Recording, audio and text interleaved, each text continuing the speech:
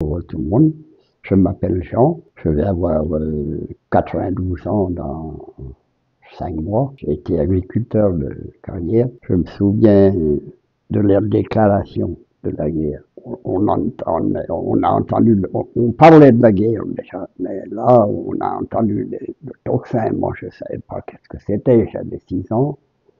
Mais j'ai vu mes parents qui étaient un peu effrayés, mes voisins sont venus là-bas, ils se sont réunis sur une pelouse là, discuter de la guerre.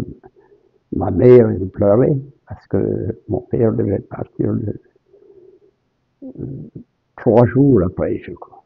Et le voisin, sa femme pleurait aussi parce qu'elle était enceinte de 7 mois et lui devait partir le lendemain.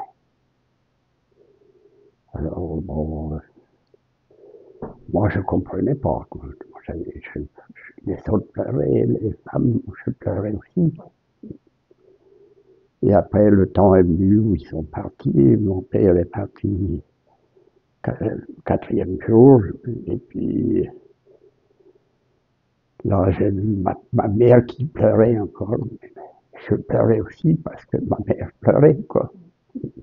On vous a expliqué le contexte dans lequel il partait? Oui, on m'a dit qu'il allait pas loin, qu'il allait à Pont-de-Vie. Et après, bon, ça a duré un an, il allait.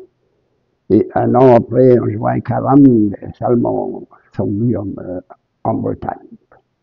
Alors, je me souviens toujours, on habitait à 1,5 km de la route nationale, par où il venait de Carhaix à Brest. Et on entendait un ronflement sans arrêt, toute la journée des véhicules allemands qui passaient. Voilà ce que je me souviens de la déclaration de la guerre. Après, il y a eu des épisodes, bien sûr, assez difficiles, quoi, plus tard, parce que après, en 1943, ma mère est décédée. C'était en février, et en avril, un matin, on entend frapper à la porte. Et mon père est descendu, il est allé ouvrir la porte, et c'était les Allemands qui lui ont dit, ah, ici, il faut dégager la maison, nous la prenons pour la journée. Prenez tout ce que vous voulez et emmenez ça dans un étable ou quelque chose. Ici, vous ne pouvez pas rentrer du tout jusqu'à la fin de la journée. Alors, bon, ma mère était décédée, ma soeur, elle avait quand même 17 ou 18 ans, elle a pris tout ce qu'il fallait pour manger, pour faire sa cuisine pour la journée. Et puis, bon, ça s'est passé comme ça. Plus tard, j'ai vu après, dans un grand arbre qu'il y avait là, dans notre cour, à côté de notre cour, ils avaient mis une croix gammée, taillée au couteau. Oui, et je ne sais pas si on ne voit pas toujours la trace. Mais je sais que il y a 40, 50 ans après, on voyait la trace toujours. Et alors, bon, la journée c'est assez bien passé. Bon. Et vous savez ce qu'ils ont fait chez vous?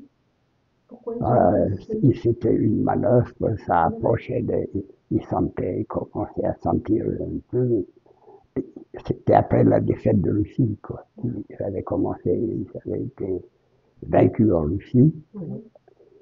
Et puis, bon, on parlait du débarquement américain. Et puis, c'est pour ça que ils étaient devenus, ouais, ils faisaient des manœuvres pour faire des essais pour résister aux Américains. Je vais vous raconter un autre épisode qui s'est passé quand j'étais à l'école. C'était à la fin, la guerre était perdue pour les Allemands, mais elle n'était pas finie. Ils se regroupaient tous à Brest. Les Allemands allaient vers Brest parce qu'ils pensaient que là, ils se retrouveraient tous, ils auraient pu résister.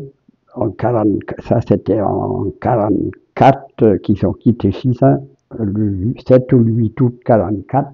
Et ce jour-là, ils ont tué quand même 2 personnes à Chisa. Oui.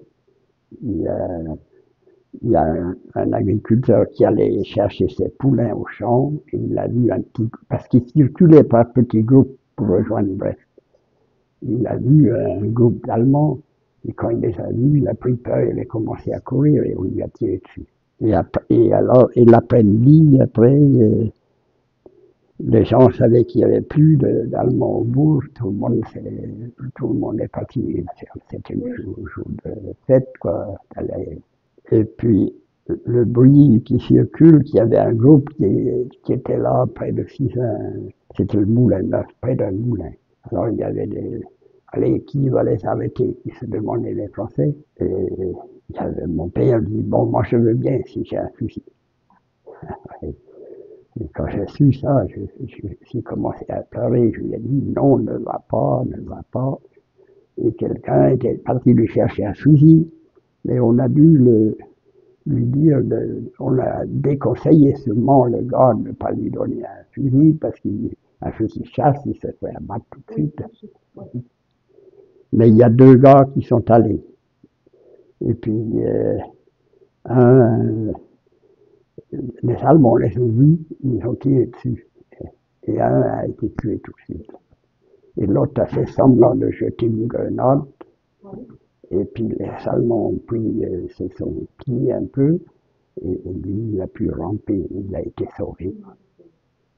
Et après, alors, c'était maintenant tout le monde, on ne savait pas tout de suite qu'il était tué. Tout le monde faisait la fête encore.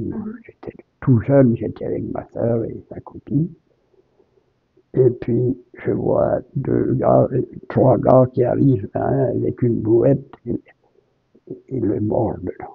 Voilà. Il traversait toute la foule. Ouais. On lui a mis sa veste sur la figure. Et son frère, un ami qui portait la brouette et son frère qui suivait. Et au milieu du bourg, il a passé à côté de son père. Son père l'a reconnu. Il a jeté un cri tout de suite et les gens sont partis le soutenir. Ah, on s'en souvient toute sa vie. Ça, je n'oublierai jamais. J'ai même pas pu dormir la nuit suivante. Après, une autre fois, pour l'école, quand j'étais toujours à l'école, c'était au mois d'octobre. Près de, peut-être fin octobre déjà. J'avais eu une punition à l'école. Et à ce moment-là, quand tu avais une punition, on te gardait 1 heure après la fin de l'école en études. Bon, quand je suis sorti de l'école, c'était allumé partout dans le bourg, j'avais 5 kilomètres à faire à pied. Alors j'avais une cartable en dessous le bras pour que ça fasse pas de bruit. Et j'ai couru tout le long, arrivé à mi-chemin, je vois le homme, il est en face. Et puis, je le vois prendre un fusil et me braquer. Halt! Et lui, il a dit, qui va là?